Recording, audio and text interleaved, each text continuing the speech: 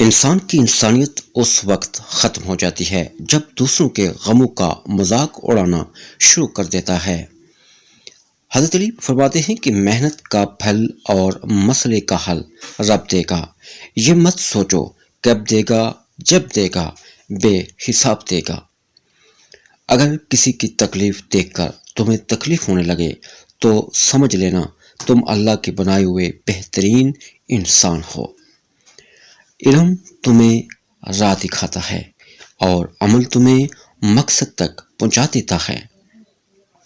اپنا سر اونچا رکھو کہ تم کسی سے نہیں ڈرتے، لیکن اپنی نگاہیں نیچے رکھو تاکہ پتہ چلے کہ تم ایک باعزت گھرانے سے تعلق رکھتے ہو۔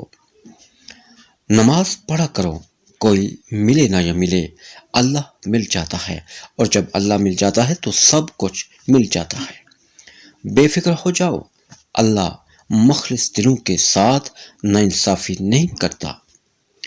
3 کام اللہ کو بہت پسند ہیں: ٹوٹے ہوئے دلوں کو چھوڑنا، نہ چاہتے ہوئے بھی کسی کو معاف کرنا، اور کسی کے گناہ پر پردہ ڈالنا۔ جو دعا قبولیت میں وقت لیتی ہے پھر وہ قبول ہو جانے پر وقت ہی بدل دیتی ہے۔ کبھی تم دوسروں کے لیے دل سے دعا مانگ کر تو دیکھو، تمہیں اپنے لیے دعا مانگنے کی ضرورت ہی نہیں پڑے گی۔ زندگی تھکا دینے والی چیز ہے، اور جب تم تھک جاؤ تو اپنے رب کو یاد کر لو، کیونکہ سکون تو صرف اللہ کے ذکر میں ہے۔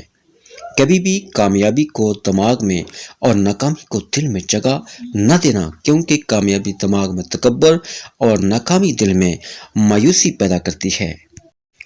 رشتوں کی خوبصورتی ایک دوسرے کی بات کو برداشت کرنے میں ہے۔ بے عیب انسان تلاش کرو گے تو اکیلے رہ جاؤ گے۔